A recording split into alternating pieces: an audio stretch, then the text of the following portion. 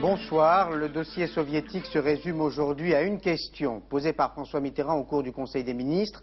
Si l'Union soviétique est démantelée, si les républiques deviennent des États, qu'adviendra-t-il des armes nucléaires disséminées un peu partout sur le territoire soviétique? Autrement dit, assistera-t-on à une multiplication des puissances nucléaires? À cette question cruciale pour la sécurité en Europe, l'Ukraine, qui tient à son indépendance, a répondu en fin d'après-midi. Elle décide de transférer à la Russie ses armes nucléaires. L'information a été donnée par Boris Yeltsin. Mais quid des autres républiques? Pierre Babet. Le chiffre fait frémir ce soir les chancelleries occidentales. Toutes catégories confondues, l'armée soviétique dispose aujourd'hui de 26 000 ogives ou têtes nucléaires. Des sous-marins atomiques de la presqu'île de Kola aux missiles intercontinentaux du Kazakhstan, en passant par les bombardiers de Petropavlovsk, sur tout le territoire, le gouvernement soviétique dispose de 11 000 charges nucléaires stratégiques. Aucune utilisation de ces charges ne peut se faire sans son accord et le contrôle du KGB. En revanche, 16 000 munitions tactiques nucléaires sont pour les militaires soviétiques des armes comme les autres, à l'usage des généraux, et là, il y a problème. En ce qui concerne cet armement nucléaire tactique, qui est aux mains des forces, c'est-à-dire donc de la composante aéroterrestre soviétique, il pourrait y avoir problème. Certains de ces armements pourraient ne dépendre que du commandement des forces, c'est-à-dire du niveau d'un général commandant une division et au-dessus. Bien. Alors, l'emploi de cet armement nucléaire tactique est prévu avec un feu vert en tout état de cause du pouvoir politique. Un véritable cadeau empoisonné. Les nouveaux pouvoirs politiques ne veulent pas ce soir des armes nucléaires stationnées sur leur territoire. Mais qu'adviendrait-il si un jour l'une d'elles tombait aux mains de factieux, de terroristes ou d'un autre pays? Le problème en tout cas ne se pose plus dans les républiques baltes qui ne possèdent pas d'arsenal nucléaire. Cela explique en partie la tranquille assurance des Lituaniens, par exemple, qui goûtent à nouveau à leur indépendance. Reportage sur place de Pascal Verdeau et Philippe Guinet. Le symbole de l'indépendance, conquise et retrouvée. Le Parlement lituanien, toujours en état de siège. Passage des chicanes et nombreux contrôles à toutes les entrées. Dehors, sur les murs, le souvenir des martyrs de la répression du mois de janvier. Quelques inscriptions en russe. Nous demandons pardon au peuple lituanien. À l'intérieur, la garde lituanienne débonnaire veille sur le président. L'indépendance au bout du chemin, la démocratie parlementaire fonctionne. Vote d'un projet de loi sur les mesures de sécurité autour du Parlement et de l'État. Dans un appartement de Vilnius, le journal du soir égrène la liste des pays qui ont reconnu l'indépendance des Baltes. Oui, bien sûr, je suis heureuse. Mais ce soir, je me rappelle la répression de janvier, lorsqu'on appelait au secours. Nous espérons maintenant, à travers la visite de Roland Dumas, renouer de bonnes relations avec la France, comme avant-guerre. Ce qui m'a le plus marqué, c'est la solidarité, l'unité entre les gens au mois de janvier. On se disait, laissons tomber le travail, laissons nos enfants à la maison, car si nous n'allons pas défendre notre Parlement, qui le fera pour nous? Dans la cour du Parlement, l'entraînement des futurs recrues de la garde.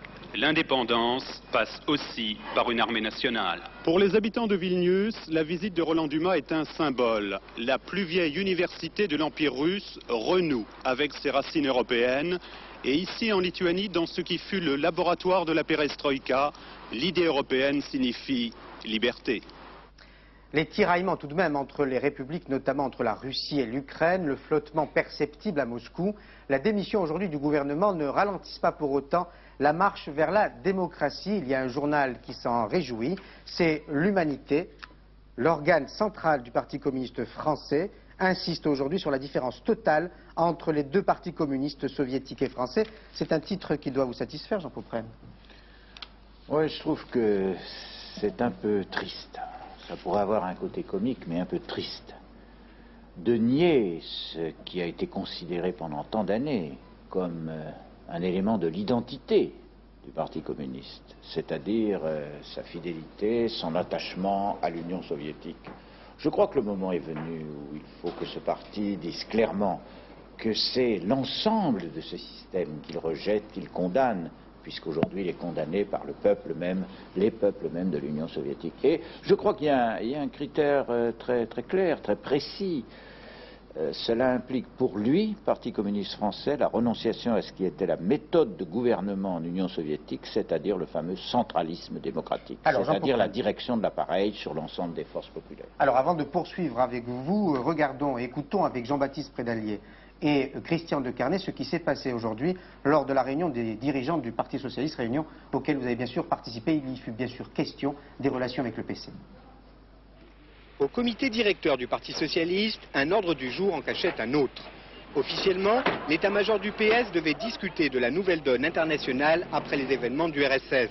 Concrètement, il a surtout été question cet après-midi des rapports PS-PC en France.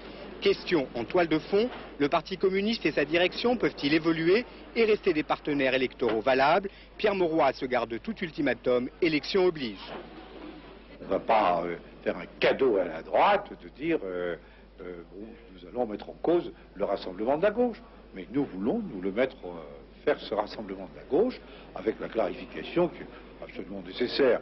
Le Parti communiste a pris l'habitude de savoir prendre des virages. Cette fois, il est pris dans les engrenages de l'histoire. Il ne peut pas s'en sortir. Il faut qu'il se mette à l'heure des grands événements qui nous viennent du RSS. Objectif, faire pression sans plus. Les amis de Michel Rocard parlaient de congrès de rupture avec le Parti communiste. Ils ont préféré rester discrets. Les élections régionales et cantonales approchent. Au PS, tout courant pour une fois confondu, on semble s'être résigné à une ligne de conduite, attendre ou espérer un changement significatif d'un Parti communiste devenu encombrant. Attendre, dit Prédalier, n'êtes-vous pas trop prudent, Jean Pauprenne? Je parle du Parti socialiste. Non, mais je n'ai pas le sentiment, je prie de m'en excuser auprès de votre collègue, je n'ai pas le sentiment que le comité directeur du Parti socialiste ait dit attendre. Des propositions ont été faites, et puisque vous m'interrogez ce soir, moi-même, j'ai dit très clairement, le moment est venu pour le Parti socialiste de comprendre qu'on est entré dans une nouvelle période. Nous avons fait, voilà, 20 ans, un parti socialiste à Épinay qui était conçu pour l'union à gauche, l'alliance à gauche, et permettez-moi de dire d'ailleurs que ça a parfaitement réussi, et que c'est grâce à cet effort, grâce au combat des socialistes contre les théories, les tendances staliniennes, que nous avons fait du Parti socialiste la première force à gauche. Je crois que c'est d'ailleurs ce que la droite ne nous pardonne pas. C'est que nous avons mis fin, je tiens à le dire ici, à la domination du Parti communiste sur la gauche qui permettait à la droite de gouverner. C'est à partir du moment où le Parti socialiste est devenu majoritaire dans la gauche que la gauche est arrivée au pouvoir. Et ça, c'est notre travail. Mais ça, c'était il y a 20 ans. Aujourd'hui, nous arrivons à une autre époque. Alors, je pose la question. Le Parti socialiste est la grande force de rassemblement à gauche. Il doit se donner des structures qui permettent d'accueillir tous ceux qui ont envie de travailler avec nous. Bon, et je pense à certains. Je vais poser la question différemment. Vous avez parlé tout à l'heure du centralisme démocratique. Si le Parti communiste français ne rompt pas avec le centralisme, que ferez-vous, par exemple, lors des élections?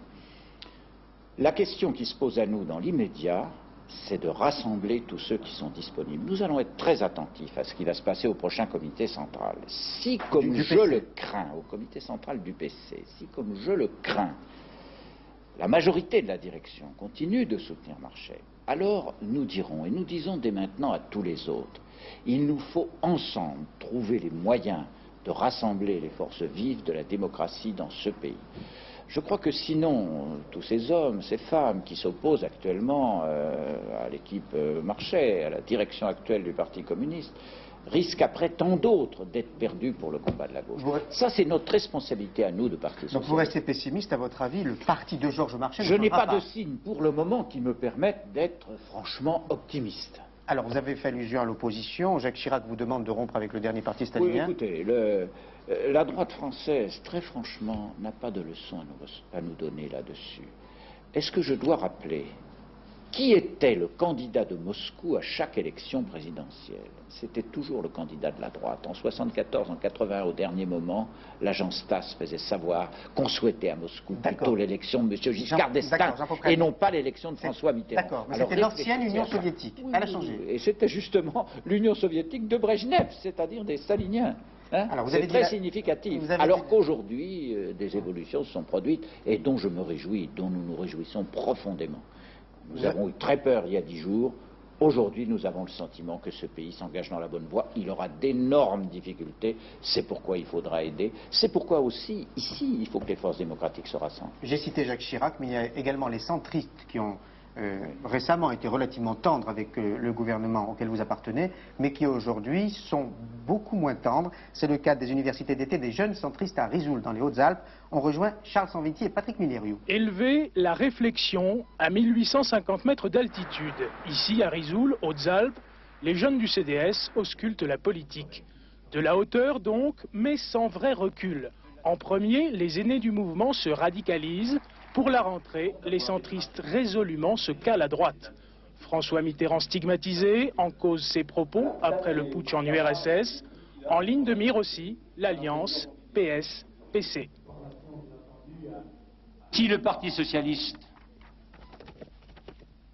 est encore prêt à s'entendre, à nouer des alliances électorales avec un parti qui, quoi qu'il s'en défende, a pendant de très nombreuses années approuvé, soutenu ce qu'il y avait de plus abject, ce qu'il y avait de plus intolérable dans le régime qui s'effondre aujourd'hui, eh bien ce Parti socialiste est disqualifié pour longtemps. Les socialistes se sont réjouis quand un des nôtres a dit qu'il valait mieux perdre les élections que perdre son âme. Et bien maintenant, les socialistes ont eux-mêmes à mettre en application cette idée. Alliance propre ou non, à 7 mois des régionales, la question est reposée. À droite aujourd'hui, on semble diaboliser tout rapprochement PSPC, une façon aussi d'oublier Jean-Marie Le Pen. Je repose la question en un mot, évidemment, Jean Popren. Si les communistes ne changent pas, dénoncerez-vous tout accord électoral avec eux? Je vous ai dit, Monsieur Amar, quelle était notre stratégie actuellement? Rassembler les forces démocratiques de la gauche. Je réponds aux questions du moment, pas à celles que vous projetez dans l'avenir. Le moment venu, nous prendrons nos responsabilités. Mais je répète ici, et notamment à l'adresse de Monsieur Méhenry, que c'est nous qui avons fait reculer le courant stalinien dans la gauche française, qui avons fait d'une force démocratique la première force à gauche, grâce à quoi la gauche est arrivée au pouvoir, et c'est ce que M. Méhenry ne nous pardonne pas. Nous continuerons dans la même voie. Merci Jean Popren. La situation est chaotique en Union soviétique, mais elle devient tragique en Yougoslavie. L'armée fédérale veut mettre au pas la Croatie. Claire Sébastien. La Croatie essuie toujours le feu des avions de l'armée fédérale. Pour la 4e journée consécutive, Vukovar, une petite ville située à l'est de la Slavonie, est le théâtre de violents affrontements. Selon des sources croates, les combats ont repris ce matin dès 8 heures après une brève accalmie. Encerclés par des chars derrière lesquels se cachent les autonomistes serbes, harcelés par des tirs d'obus tirés depuis des villages proches où l'armée a établi ses positions, Vukovar est une cible privilégiée. Hier, un caméraman de la télévision croate a été tué, son assistant blessé. Si la Slavonie et la Krajina sont les régions les plus touchées par les combats, c'est une atmosphère de guerre civile qui règne un peu partout en Croatie. Aujourd'hui, des centaines de réfugiés serbes, parmi lesquels des familles entières fuyaient le territoire de Croatie pour tenter de rejoindre la Bosnie-Herzégovine. Sur l'autre berge de la Sava, cette petite rivière que quelques passeurs font traverser nuit et jour, l'espoir d'échapper à un conflit que nombre de civils, serbes ou croates, condamnent, l'espoir d'un peu de paix. Pour d'autres, les frontières intérieures ne sont plus un échappatoire. Plus de 400 Yougoslaves embarqués à bord d'un car-ferry ont tenté de rejoindre l'Italie. Mais les autorités italiennes, au sortir de l'exode albanais, sont méfiantes. Après force vérification, 44 d'entre eux seront refoulés pour manque de devises. Pour éviter un massacre, la France a suggéré à l'Europe des 12 de se poser en médiateur. Une suggestion acceptée par le président croate, reçue ce matin par François Mitterrand. Jean-Paul Giroir. En difficulté sur le terrain militaire, la Croatie gagne des points face à la Serbie sur le terrain diplomatique. L'entretien de plus d'une heure entre François Mitterrand et Franjo Tudjman a été qualifié de très intéressant et important par le président croate. De toute évidence, la collusion des forces de la Serbie avec l'armée fédérale et son intransigeance à récupérer tous les territoires où vivent des Serbes ont fini par agacer même la France, qui pourtant a longtemps défendu la nécessité de l'unité yougoslave. Le président Mitterrand m'a dit, vous savez, il y a beaucoup de Français en Espagne et je n'ai aucune intention d'annexer une partie de l'Espagne. Je crois que grâce aux initiatives françaises et internationales et grâce à l'échec du putsch en Union soviétique, on pourra amener les Serbes à une politique plus rationnelle. Franjo Tudjman a accepté le principe d'une conférence de paix et d'une commission d'arbitrage composée de représentants de la communauté et de toutes les parties yougoslaves, une initiative française formulée hier à Bruxelles qui implique un cessez-le-feu réel et rapide et bien sûr l'acceptation de la Serbie. Son président, Slobodan Milosevic, est attendu dans les jours prochains à Paris. Il aura sans doute à cœur de se débarrasser de l'image de communiste fauteur de troubles en Europe. C'est ainsi que Franjo Tudjman l'a dépeint avec insistance. Le président croate l'a même accusé d'avoir été en contact direct avec les putschistes de Moscou. Quittons l'Europe pour un autre continent et pour une autre guerre. L'armée marocaine a lancé une véritable offensive contre le Front Polisario à quelques jours pourtant du cessez-le-feu conclu sous l'égide des Nations Unies. Jean-Claude Perpère. Tifariti n'existe plus. Le Polisario avait construit ici, autour des puits, un dispensaire et des salles de classe. Jusqu'à samedi dernier, les hommes du désert s'y regroupaient pour se faire soigner, mettre leurs gosses à l'école et tout simplement s'abreuver. Dimanche, les Marocains sont passés à l'attaque. 6 régiments blindés d'infanterie mécanisée s'enfoncent dans la région, appuyés par des Mirages armés de bombes de 500 kilos. Et ce, en moins de 15 jours du cessez-le-feu patronné par l'ONU. Tifariti en ruine et retourné au désert. 7000 hommes, femmes, enfants, vieillards, surpris par la violence de l'attaque, fuient éperdus à travers le Sahara brûlant pour échapper à la mort. Plus de 70 d'entre eux ont été tués, des dizaines blessés, d'autres disparus, anéantis ou capturés par l'armée royale. Les combattants du Polisario, eux, ont reçu l'ordre de ne pas riposter jusqu'au 6 septembre minuit, date du cessez-le-feu, afin de respecter l'engagement pris vis-à-vis des Nations Unies et sauvegarder les dernières chances de paix. Mais dit-on ici, les soldats sahraouis sont prêts au combat et déjà, leurs chars équipés de missiles convergent vers la zone de guerre. En France, le Conseil des ministres s'est intéressé aujourd'hui à notre vie quotidienne qui coûte cher à la Sécu. Chaque Français dépense en moyenne 1700 francs par an en médicaments. C'est trop pour le gouvernement qui entend lutter contre le gaspillage et qui a pris des mesures en ce sens. Agnès Molinier. 3 ministres, pas moins, se mobilisent pour que la France ne soit plus le plus gros consommateur de médicaments. La santé, les affaires sociales et l'industrie. Et c'est là où c'est nouveau. L'idée est de peser sur la production des médicaments. Un comité va être créé. Il devra, chaque année, négocier un contrat avec chaque laboratoire pour, en quelque sorte, produire mieux. Depuis des décennies, les industriels de la pharmacie voient leur prix négocié produit par produit. Et puis ensuite, c'est fixé, on en reste là. Comme il faut bien qu'ils vivent, ils essayent d'en vendre le plus possible. Si bien qu'on arrive à un système dans lequel la France est un pays où on consomme beaucoup plus de médicaments qu'ailleurs. A l'inverse, dans la nouvelle politique du médicament que je mets en place avec Jean-Louis Blanco, nous aurons une situation où sera négocié laboratoire par laboratoire les prix des produits qui pourront augmenter et les prix des produits qui vont baisser, en sorte que la moyenne reste la même. Il faut en effet tendre vers un système qui permette la vérité des prix dans ce pays, faute de quoi les pertes que nous avons en matière d'innovation par rapport à nos concurrents étrangers continueront à se creuser.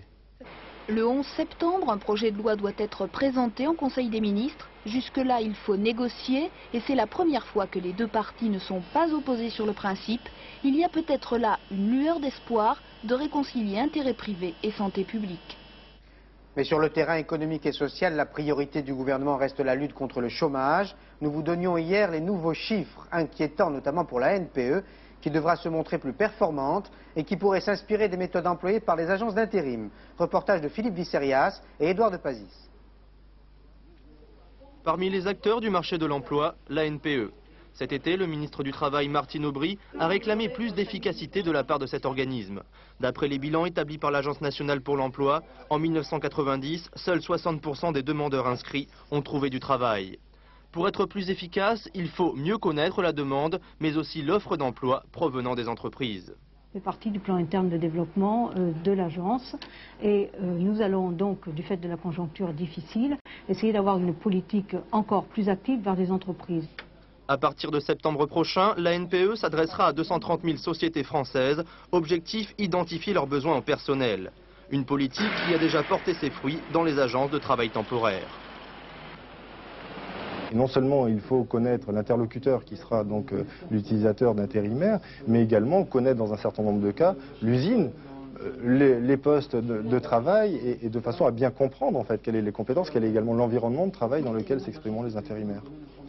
Bien entendu, la NPE ne peut pas se permettre d'adopter la politique sélective pratiquée par les entreprises de travail temporaire.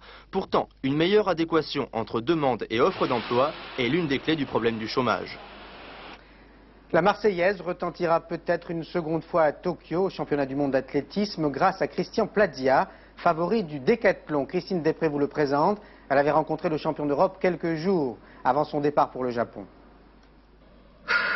Christian Plazia, la pêche, tout simplement. Les records tombent à l'entraînement, témoin ce 110 mètres haies avec 6 barrières, avalé en 12 secondes 70. Le champion d'Europe devrait être plus fort qu'à Split. Il a beaucoup travaillé cet hiver, amélioré ses points faibles, perche et javelot.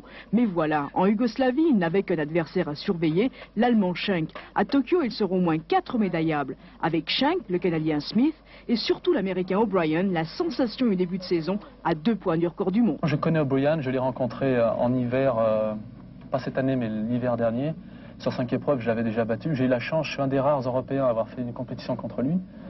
Je connais ses points forts. C'est un accrocheur un petit peu comme moi, je dirais, donc ça va être très délicat dans ce sens-là. C'est quelqu'un qui s'accroche sur tous les points, qui laisse rien passer. Ne rien laisser passer, c'est justement le credo de Daniel Aligne. Avec Bernard, le copain sparring partner, Daniel, ses programmes et ses petits trucs, c'est le garant de la sérénité de Christian Plazia. Son décathlon du mondial, il l'a déjà dans la tête. La grande nouveauté, c'est que pour la première fois depuis très longtemps, la première journée, il ne sera pas en tête. C'est pratiquement certain, puisque l'Américain a une première journée assez sensationnelle à 4700 points. Donc si Christian faisait une première journée à ce niveau-là, alors il taperait le record du monde, il ferait 9000 points. Donc je ne pense pas qu'il puisse faire 9000 points. Donc la première journée, il risque de ne pas être en tête. Et là, ça, il faudra le gérer. On va le préparer de façon à ce qu'il gère bien ce passage-là, parce que ça va pas être évident pour lui. Mais bon, il est fort dans sa tête actuellement, je ne pense pas qu'il y ait de problème. Fort pour 2 jours de compétition qui pourraient se jouer sur une bourrasque, une barre qui tombe, quelques points. Et pour conclure ce journal, allons au cinéma avec Michel Vial. Il vous encourage fortement à voir Point Break, en français Extrême Limite. Il s'agit, m'a-t-il dit, d'un superbe polar métaphysique qui nous entraîne dans le milieu des surfeurs californiens. Et il a apprécié particulièrement la nouvelle star américaine, Patrick Swayze, qu'il a rencontré hier. L'un est Johnny Utah, agent du FBI chargé de démasquer un gang de braqueurs de banque. L'autre s'appelle Buddy, leader charismatique d'une bande de surfeurs, soupçonnés d'être précisément ces pilleurs de banque. Après Dirty Dancing et Ghost, Patrick Swayze incarne ce personnage étrange et magnétique, à qui la mer semble avoir donné une maîtrise parfaite de son corps et de son esprit. Les deux hommes vont à la fois se défier et se séduire dans un thriller métaphysique dont le dépassement de soi et la recherche de ses propres limites constituent le véritable enjeu. Go ahead, Johnny, pull it! You gotta drop the gun, right? If you use your other hand, what are you gonna hold on with? 6 seconds! We're gonna be meatwaffles! 5! 4! You fucking crazy! 3! Pull it! Pull it! Il ne s'agit pas d'être un homme dur, il s'agit de rejoindre cet état qu'on appelle Ushi dans les arts martiaux, qu'on appelle la nature de Bouddha dans le bouddhisme, qu'on appelle dans le christianisme l'accord avec Dieu. Buddy, en fait, vit pour ça. Il ne vit pas pour la compétition avec les autres hommes. Il vit pour atteindre le plus haut niveau possible. A winter storm comes out of Antarctica tearing up the Pacific, and it sends a huge swell north 2,000 miles. And when it hits Bell's Beach, it'll turn into the biggest surf this planet has ever seen, and I will be there. Au fond, Buddy ressemble à l'homme que je veux être dans ma vie. Le mot maturité est un mauvais mot pour moi. À la base, je pense que cela tue le pouvoir de création que nous portons tous en nous. Point Break représente donc aussi un défi dans la vie de ce comédien modeste et attachant qui porte sur sa carrière pourtant brillante un regard lucide et détaché. Marc Hautement vous donnera d'autres informations à 22h15. Michel Touré vous parlera du temps à 20h très précise. Mais ce 19-20 n'est pas tout à fait terminé. On se quitte en rendant ensemble un hommage à un vieux rocker qui avait marqué les années 60 et qui nous a quittés à l'âge de 52 ans, Vince Taylor. Bonsoir, bonne soirée sur la 3. À demain 19h. Vince Taylor.